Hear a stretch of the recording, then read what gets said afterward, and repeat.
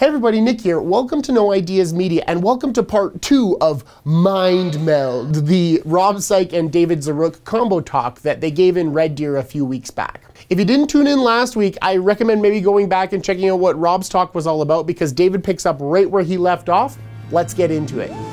The Mind Meld with Rob Saik and Dr. David Zaruk. So in the next 30 years, we must grow 10,000 years worth of food.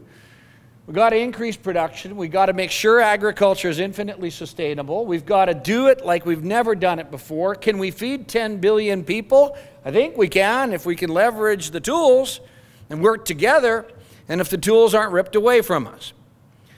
Well, this is why we invited Dr. David Zaruk. He's Canadian born, raised in the St. Catharines area of Ontario, but David is now in Belgium, and he's a philosopher, spent a lot of time in science, and so he does a lot of writing in science. But I sent him into the future, so David was in the year 2050, and he's just coming back right now. David, are you back? David, are you back from 2050? So, yeah. I think I am. Yeah, it's strange here. It's what's been happening here. I came back and everything's different. Well, you're back to where it was in 2019, David. That's what, yeah. So hey, David, what's farming like in the year 2050? Well, it's different. If you guys can get a light on him or whatever, that'd be cool. It's different? It's very different because what happened is, well, if we go back to 2019, the orange one south of the border was having a hard time building his fence. One of the big professions in 2015 is building perimeter fences, and I mean, it's amazing. It's a great business. I'm earning an enormous amount with that. We can build these huge fences, 10, 50 meters high, that will go around a 10,000 hectare farm. So hold it, you're building fences around a farm? They're impenetrable. Man, those cattle must be, are they cows jumping over them fences? Well, there aren't too many cows anymore. Unfortunately, these fences are being built to protect the farmers because the farmers are getting attacked quite a bit now, and they're also going into their fields and spiking the fields to destroy their combines, and they're doing a lot of very not just vandalism. They're really making farmers' lives horrible. So farmers need protection. Now, so they're protecting their land with fences? Yeah. Well, also the government's taking land away as well. Why would the government take land away from farmers? Well, if you go back to 2019, there was a report done by this group called the Eat Lancet Commission. And they thought that the only way really to solve climate change was to be able to get rid of most of the farming that's being done today along conventional means. So what they're actually looking at doing is getting a way to get 65% of farmland converted back to nature. Listen, this is terrible. Like, I mean, are farmers struggling with all this? I mean, it doesn't sound like the kind of future I was anticipating. And you got fences around, and farmers have to protect themselves, and the government's trying to take land away from, like, are farmers struggling or what? Well, it is getting very difficult, I think, to farm, but prices are going up as well. So, I mean, people aren't eating meat anymore. It's a little bit like lobster. Lobster is something that... So meat's expensive? Oh, it's a luxury item. I mean, only the rich can afford it, and like lobster today, maybe once a month or twice a month at the most. Those who can't afford it, well, they're having some issues. Really? Wow, I can't believe that. So how are people, if they're not eating some steak or pork or chicken or whatever, how are they getting protein? Well, we tried different things to solve that problem. First, we tried bugs and insects. Yeah, and you know, a bug burger didn't really sell too well. A lot of people didn't like it for some reason, and so they tried other things as well. A lot of people are consuming a lot more food to get their protein levels, and so obesity is also a big issue. Hold it. You mean people are getting obese because they're consuming so many, calories to get the necessary amount of protein? Because quite simply the protein resources are quite low comparatively, and they don't want to eat bugs. Is it affecting Canadians as much as you see around the rest of the world? Or? Canada's not too bad because, as you said, Canada's a net exporter of food, whereas, you know, I live in Brussels, where Europe used to also produce more food, but since we started to take the tools away from the farmers, we became a net importer of food. And so Canada's okay, but when you get into some of the poorer countries, unfortunately, there's a lot more issues that hunger is causing, including a lot of riots, political unrest, revolutions, and a lot of refugees now. More and more refugees are coming over as well. And so Well, can't we just go back to livestock production? Well, not really, because after the Eat Lancet Commission, they set up a UN framework program, and one of the ideas was to make it self-governing, and as in the future, of course, everybody's able to vote on everything. And so they created these, what I would call climate agricultural citizen science committees. Hold a second. Did you just say the Citizens Science Committee? Yeah. So citizens are voting on science now? Yeah. Well, how's that? How could that possibly work? What do citizens know about science? Well, imagine that a farmer wants to use a certain plant protection product or apply some solution. Given the restrictions that have been put on farming, they now have to basically apply to this citizen science committee, who will then crowdsource or consult the population and decide whether or not the farmer can do it. So that seems like a hell of a lot of work. So if a farmer wants to put on something, he's got to consult the citizen science community, and they crowdsource and find out if it's okay for a farmer to do this? Yeah, there's no more use of what were considered the regular scientists before, because back in the 2017, 2018, there was this company, I can't remember what it's called, it started with an M, but they apparently, what they did, at least this is what history tells us, is they went and paid off every scientist, and they paid off every regulator, and they controlled the whole world. And so in order to stop that, and this happened in the European Commission in 2018, they got together and decided to change the risk assessment process. Oh, David, this is not the future I predicted. So could farmers get around this? Well, it's a little bit difficult because, of course, farmers have certain, with the smart farms as well, they're able to monitor everything, and they're able to control what farmers are doing and the inputs. And given the blockchain technology now, it's a little bit more difficult for farmers to just go and do the things they've got to do by themselves. Wow. So how did we get here, David?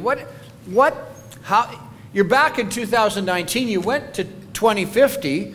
It's not what I anticipated. Farming sounds a hell of a lot tougher and a hell of a lot more antagonistic than what it is in 2019. How do we get here? Well, it's a good question, actually, because if we have to go back to the past on that for a bit, and if I look back at where I was in the 1990s, it was the beginning of the risk world. And if you think about it, well, it's quite interesting. Rob, you got into the brain of the farmer. And the whole idea of a farmer is not just simply all of those different issues that had to be decided at the same time. The farmer was the ultimate risk manager. Now, of course, for me, I grew up on a farm in the Niagara region in the 1960s, and so I saw how my father was able to plant seeds and basically manage each risk that seed was going to face through its lifetime. So I understood the subject of risk very well. And in the 1990s, the world started to discover different risk issues. You may remember things that happened, particularly in Europe, with the BSE crisis, mad cow disease. We also had the GMO moratorium.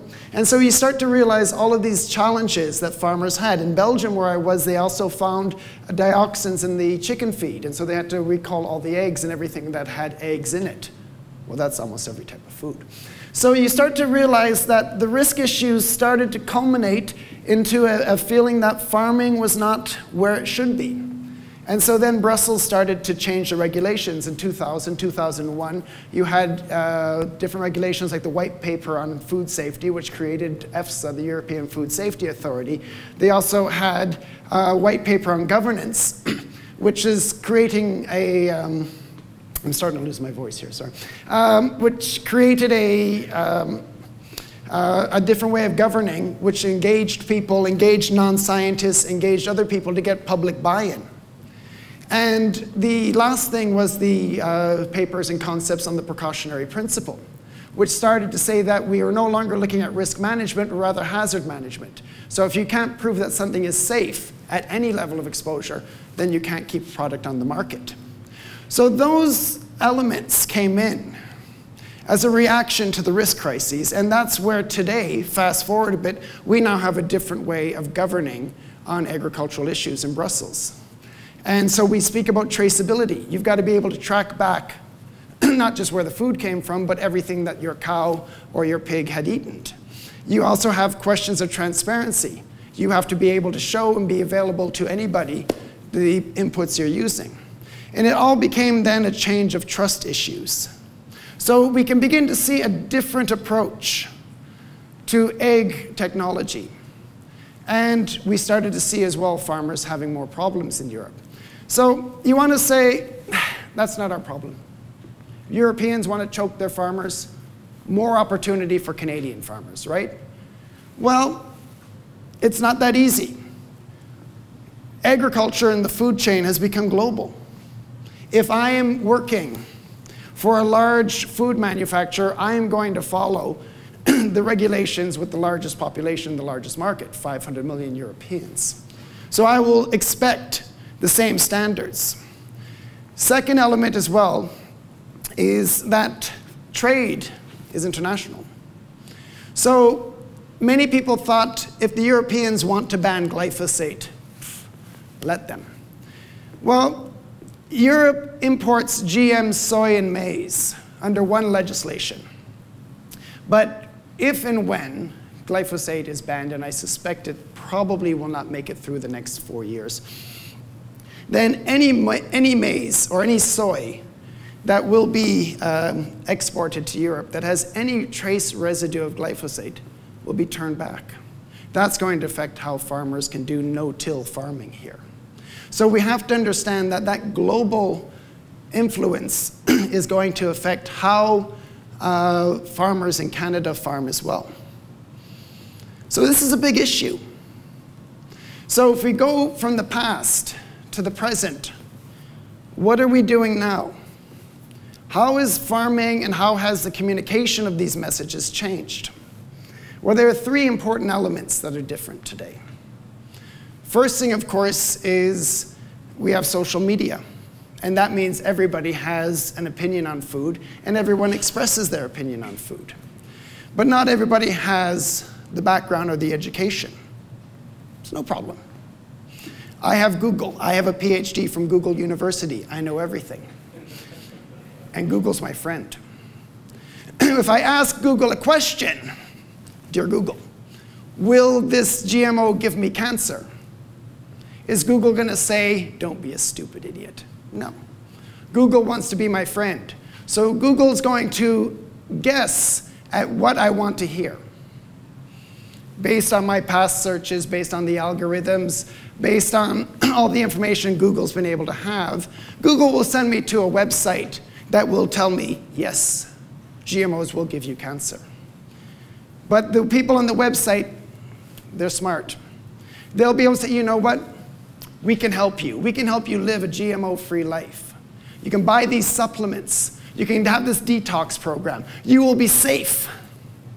And thank you. I've got my water there. Yeah. So, poor Stan was watching my voice go earlier today as well. So, it's going to hold? It's going to hold. Okay. So we have that sense of Google giving us the information we want to hear. What does that mean? Well, I call it the age of stupid. Because essentially we surround ourselves by people who agree with us. And if people agree with us, these people will not tell me I'm wrong. Nobody's going to tell me I'm wrong. And the whole point isn't that I'm smart and the other person's stupid. How do I know I'm not the stupid one? That doesn't exist anymore. So you've got to see it from the light that a very small number of people can influence social media and influence the way a large number of people are allowed to think. When I was getting deeper into the politics of the groups wanting to ban glyphosate, basically there were about 50 people in a room. 50 people running the entire global campaign against glyphosate. I could name them.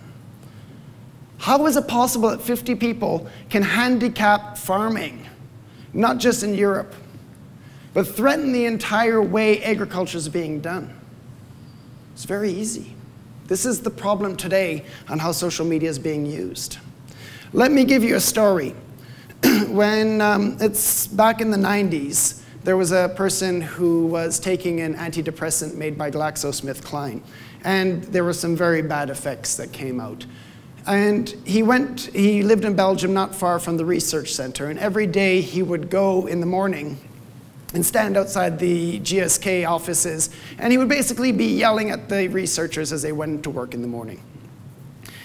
Be there when they all left in the evening as well. And the people at GSK felt very bad for him. Sometimes it was raining or something, they brought him a coffee or something, but there was nothing they could do. And they felt for him, but okay. At a certain point, he stopped going. He found on Google other people. There was one person in France, maybe someone in Italy, who had the same reaction to these antidepressants. And so these sporadic people across the world, maybe about 15 or 20 of them, suddenly set up an organization to try to stop research in antidepressants. And they found some other people who don't like the pharmaceutical industry who could give them some money. Suddenly, they've got an organization. They've got a common cause. They're angry. They're passionate. You cannot have a rational conversation with these people. You cannot talk about facts or have dialogue. And that energy they put every day into making sure GSK will never be able to sell an antidepressant again is enough to handicap a global pharmaceutical company. This is more or less the 50 people on glyphosate. So social media is one of the first challenges we have today that will make us hopefully not get to the 2050. Well, I want to get to Rob's 2050. I don't want to get to my 2050. But I'm living that hell right now, and I can tell you it's getting pretty bad. Second thing that I noticed today that we have to look at addressing is that the people with interests in farming and people who are deciding these interests in farming are not really the farmers anymore. And that's something not right about that. So there are three types of people I see, or three groups that have that issue. Okay, the first one I would say is not the organic farmers. Organic farmers have a very good interest in farming, and I have a lot of respect for what they're trying to do. But the people who are marketing for the organic food industry lobby, often they're working against the organic farmers as well in some of the decisions they have. But they're very good at creating fear and very good at creating mistrust within the whole food chain. And they're putting a lot of money into expanding their markets. Not sure where we're going to grow all this organic food, but we're lucky enough that we have poor countries like Cuba or different African countries that can supply it for us.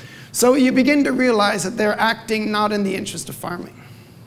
Sadly, a lot of retailers and a lot of food manufacturers as well see opportunities. It's a very difficult business for them. And if they're out there in a competitive market, and they can find a higher niche market with people who are ready to pay a lot more for a product, then they themselves will try to benefit from that opportunity, not in the interest of farmers, though. And the last one is a little bit complicated, but you've got this rather interesting toxic tort law firm business, which seems to be doing very well at the opportunity of finding the new tobacco, since the tobacco agreement law firms can no longer sue tobacco companies. Asbestos money is dried up. So they're looking for the new big cancer, glyphosate. So they sent some people to IARC, and they were able to get the IARC decision. They recently sent a couple lawyers to Toronto and Ottawa to join Friends of the Earth Canada to try to get the Canadian government to rethink their decision from Health Canada on glyphosate. So you can begin to see how these lawyers have a big interest, not in helping Canadian farmers, but in helping their businesses and helping the ability to sue the industries. So these challenges that you find today are not in the interest of farming. So how do you deal with this? Well, there are a couple other things that are coming in that are quite interesting to see.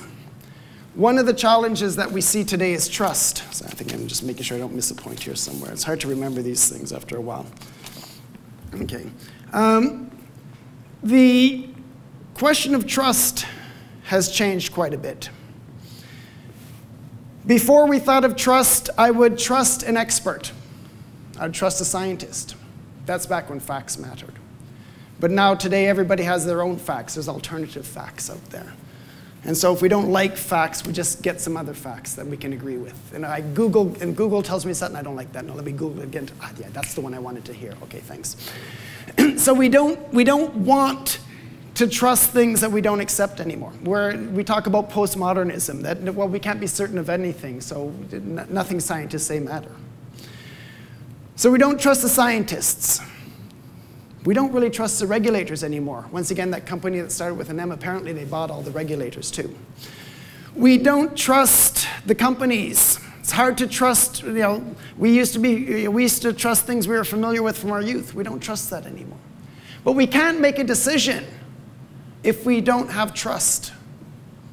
And that's one of the rather interesting things. Then, how do we trust today? Well, let me give you a story. 2 years ago, I was in Chamonix and Mont Blanc. I was going to do the Mont Blanc. I was waiting for my daughter. And she was not able to come up until just before. And the trip was very expensive for her.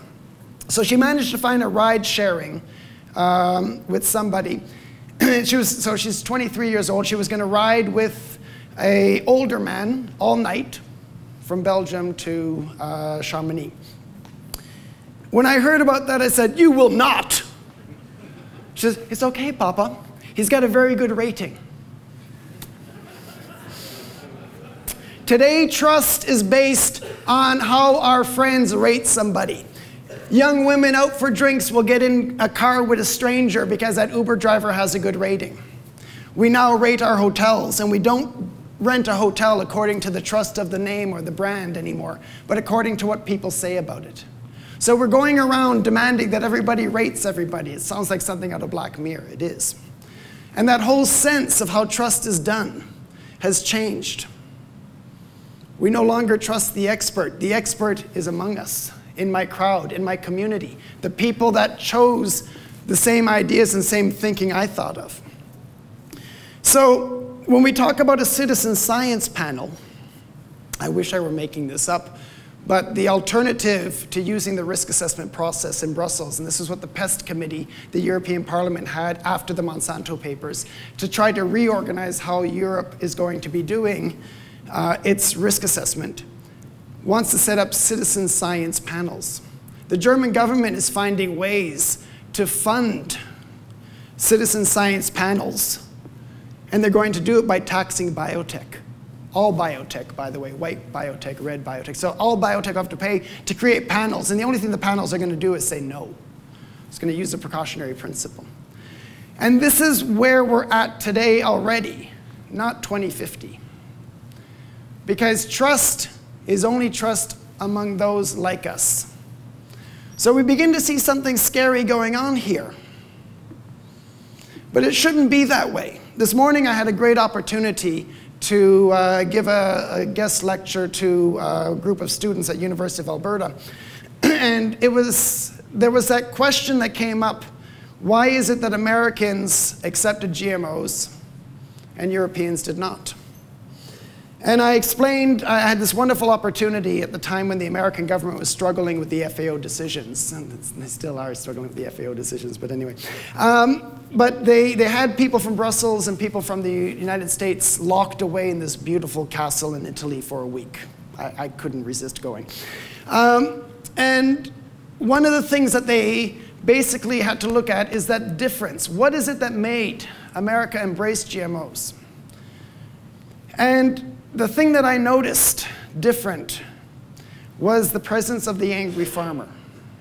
In the 1980s, the American agricultural, in the 1970s probably more so, went into a crisis. Just pull out your old John Cougar Mellencamp albums. There was Farm Aid. There were concerts trying to help farmers. And farmers were struggling. People were betting the farm on the seeds they chose, and they were choosing badly, and then their neighbors were getting very good price discounted equipment. Farmers are going out of business. They were going to the government saying, we need this seed technology. We need certainty. We need security. And when you have a strong push for something, you'll get it. regulators will do what the public wants. European farmers are being paid whenever they failed from the Common Agricultural Policy. If they failed, if their crop failed, meh, the government will give them some money. So they didn't have that same demand. The only people demanding the seed technology were the seed manufacturers, and they didn't have very much love within the European population. So what you've got to understand, the first thing to realize is that regulation is not a rational process. Regulation is very much a pressure process. When the iPhone comes out with a new technology, it'll take 10 days to get that technology approved by the regulators, as opposed to 10 years for a new seed technology. Because there's a demand from the public for this new technology. So you have to look at it from that perspective. How can we make agri-tech innovations like your iPhone? How can you get the regulator to realize how important this technology is for farmers? That's a challenge. So I think that's one of the first things we've got to look at from that point of view, is that there are some serious issues coming up that you will need to get regulators behind you on. It's not about facts today. And I think when you want to say, well, we have the facts, we give them the information. It's about how the public perceives something. And if the public perceives something as important, as essential, if there's a big disease that has everybody in very enormous fear about, I look back, for example, at the time of AIDS. We went to industry, we went to the scientists, says, please find something for us. When AZT came out, for example, nobody said, well, we need to pass this through 10 years of regulations or testing before we can approve it. No, right away it was pushed onto the market. So it really comes down to what people want. It's the perceptions that people want that's important. Now, one of the challenges that we see here is that groups like the Eat Lancet, and I mentioned this while I was talking about the future, but it is something I'm very much afraid of. You have scientists now who are talking about food as one of the key drivers to climate change. And so they call it syndemic. A syndemic is a large number of pandemics coming together. A synthesis of pandemics. Sounds horrible, the syndemic. And so they're preparing for the syndemic. They want to create a UN panel of people who think like them. They've already put their work out, funded by a billionaire vegan from Norway. It's frightening. And so the question here is, will this group get UN support to look at how to address climate change by looking at other issues related to the food chain? Now, of course, there are other issues. They talk about obesity, and they mix in all these other social problems that are tied together. But essentially, what they want to do is reorganize the farming structure, change it completely. Okay. So I think we need to engage in this debate before too many of these scientists lock in their views and start to dictate how food will be done, because of the sense of urgency that we must stop climate change, therefore we must change farming. Any crisis creates an opportunity, and this is a very good crisis for them. One of the things to look at, which is very important, I'm almost finished here, is that sense of communication. We have to look at how to communicate. And it doesn't mean that we have to communicate more. We have to communicate better. The public has to understand why farmers are doing things they're doing. And a lot of times we're told, well, the farmers don't know better. I've heard this one so many times from people who've never visited a farm. So you've got to think of how to communicate. And there are different ways to communicate. There are different voices in a room. And I think that's important. Some people like myself or Rob, we get in the mud. We find people who are saying things that are wrong. They're actually doing despicable things. And we get out there and we tell them, no. There are others, there are farmers that just want to tell their story. There are those scientists who should rise above and talk in a very professional way. I had an email last night from a young graduate in Wisconsin who returned to her family's dairy operation. She read my last blog about vegans, and she said, you know, I'm sick of this stuff. I'm ready to fight. I wrote back to her. I gave her some contacts of people who've been beaten up and bruised by the vegan population. Said, It's my advice. I agree with you. But it's going to be ugly. Are you ready for it? And she said, yes, I'm sick of all of this that's going on, the lies that are being told. We need people like that in the trenches. We need people at the same time who are going to be doing the work in a positive way. But I think what's happening is that the communication battle right now is being won by people with large communication budgets who don't have to worry about the price of a combine. They have a full communication budget just to make noise. A lot of them being paid by law firms as well. It's actually quite frightening when you think about it. So the communication battles will be battles. And they're quite difficult sometimes. But I think if we don't want to be at 2050 at a situation where the citizen science, climate, agricultural committees are deciding what you can and cannot do, then I think those battles have to start today. And the last point, and this is perhaps the most important point, is the storytelling feature. What I told you today, you'll probably remember one or two stories. You might remember the story about my daughter, or you might remember one of Rob's stories. We remember stories. We don't remember facts or data. And it's important to realize that man is a storytelling animal. You all have stories to tell. You all have stories that are interesting.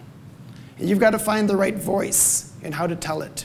You've got to find the right audience to share your stories. People have to understand what a farmer, what a researcher has to do in their jobs. That's your responsibility. Tell your story. Thank you very much. There you go. If that doesn't make you think, I don't know what will. Now, David, better known as the Risk Monger, makes tons of fabulous content about ag, about policy, about all kinds of awesome stuff. And you know, the guy's got a PhD in moral philosophy, so he brings a really interesting and thought-provoking perspective to it. Links in the description below to see more of his content and some of his great work. And if you like what you see on this channel, don't forget to like and subscribe, and you know, consider supporting us on Patreon maybe, if you're into it. Yeah, that's about it. Thanks for watching, everybody. And also, while David was here in Alberta, I spent hours and hours and hours with him in front of a camera, just grilling him about all kinds of stuff. So in future videos coming up here, we're gonna have lots more David Zaruk featured. Stay tuned for that. Thanks for watching.